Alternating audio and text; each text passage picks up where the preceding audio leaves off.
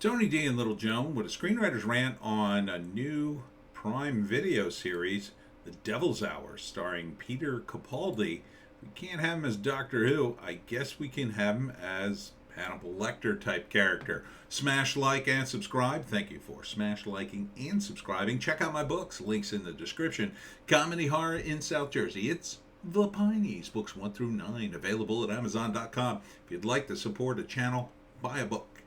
Okay, so Peter Capaldi is Gideon, and Jessica Raine is Lucy, starring The Devil's Hour, a gripping psychological thriller where Lucy's nightmares draw her into a hunt for a serial killer in a world where nothing is as it seems. Watch The Devil's Hour on Prime Video, coming October 28th. Well, that's a good time to release it. Now, is it a movie? I think it's a series. Yeah, it's a series. Probably a limited series, because Peter Capaldi, got a bit of a movie career going. And, he's more, the UK actors, a lot of times they're doing BBC stuff. So maybe this was a BBC thing, I don't know. So the detectives are trying to figure out, I don't know if Capaldi killed everybody, but there's some weird thing with time and microwaves. I don't know. Is he goofing around, or is it that the woman is actually experiencing strange senses of deja vu? See, here's all the microwaves, I guess. Is that what they are? I think so. So is Capaldi the killer, or is he tracking the killer? I don't know. Doesn't really tell you.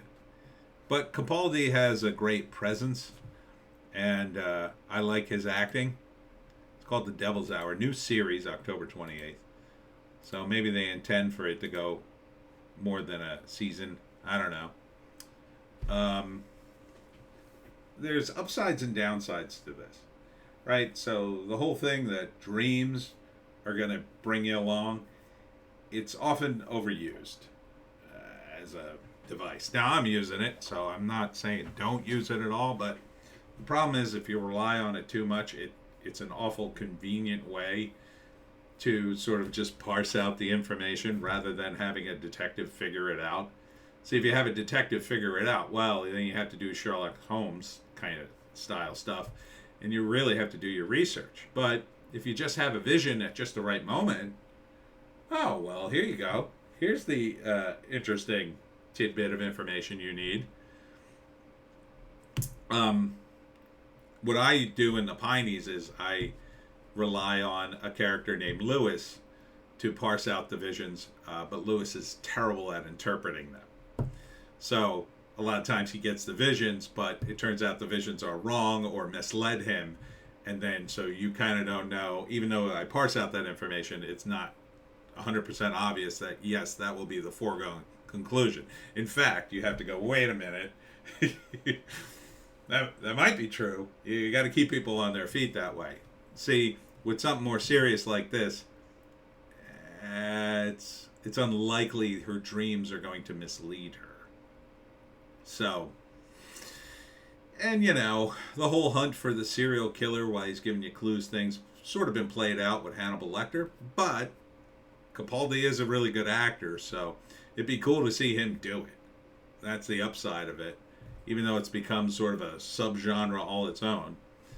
And so, did he kill the guy? Is he really a bad guy, or did he kill him for a reason, or did he not kill him at all? Is he crazy? Is he smart? These are the kinds of things these get into, but the downside is it's a bit of a trope now, right? Oh, he's a smart serial killer, but we caught him, but we need him, and we have to talk to him all the time. Like, the reality is serial killers are incredibly messed up human beings, and they often want to get caught. Some of them want to get caught, or don't care whether or not they get caught, or they're so messed up that just doesn't even enter their minds. I mean, if you read about them, from a clinical, I try to read about them from a clinical perspective rather than these fanboys and fangirls who kind of hunt it down for other reasons, but you read about them, their mental state it's kind of scary. It's scarier than what is often portrayed. See, what's often portrayed is these guys are so smart, they could kill anybody. But the reality is, a lot of them, and they feel that they are nothing, right? They're nothing. They just blend in with society, and it's really like society just kind of ignores them. So there's one famous guy. There's a lot of famous guys, but there was one in particular who was incarcerated. I want to say like in the 40s, 30s, 40s, somewhere along that timeline. And like the guard encouraged him to write down his thoughts.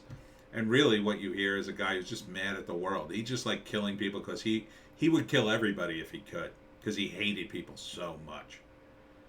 And when you read that, like, you realize how deeply disturbed he was and how hateful he was to all of humanity. So, but you can't really have that necessarily in a drama, because if you're following Peter Capaldi's character and he's that hateful, he's so repulsive, like you can't watch it.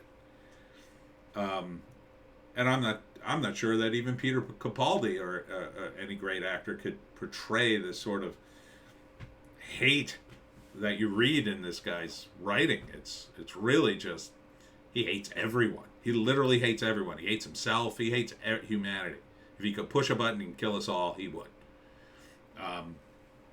So, you know, that all being said, hopefully it's clever enough to keep your interest.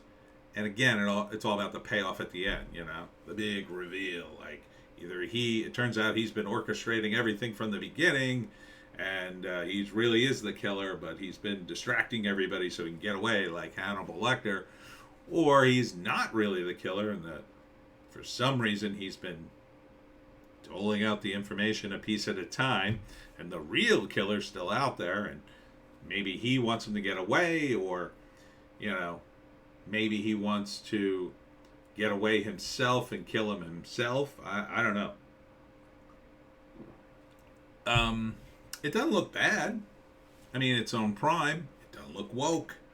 So I got Prime. Maybe I'll watch it. Maybe I'll watch an episode, see if it's worth watching.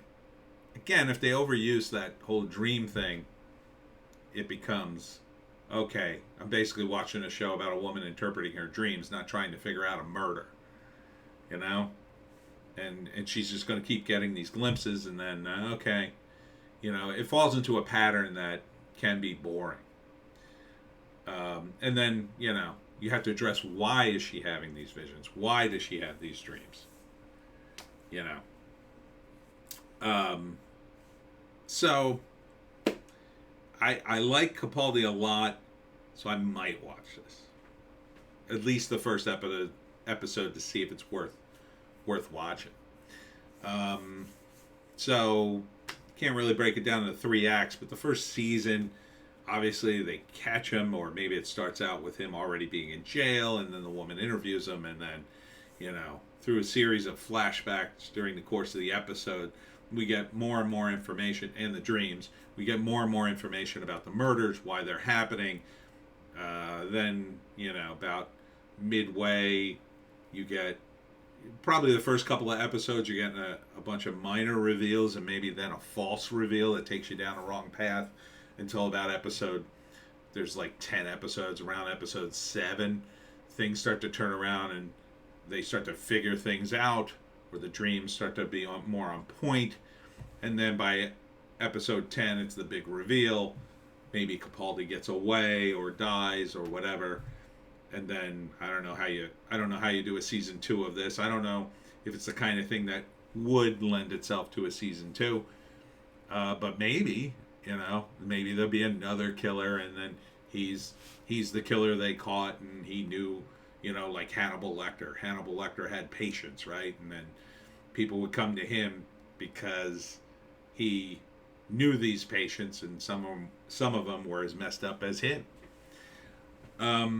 So I'd give it a chance. Yeah, why not? Anyhow, that's it for me. Tony D, and Little Joe. Check us out on Odysee, Bitchute, and Rumble for our more bass takes. I will be at Second Time Books in Mount Laurel, New Jersey, Saturday at 10 a.m., and Lucille's Luncheonette on Sunday at 9 a.m. for my weekend of book signings. Hope to see you there, and we'll see you tomorrow.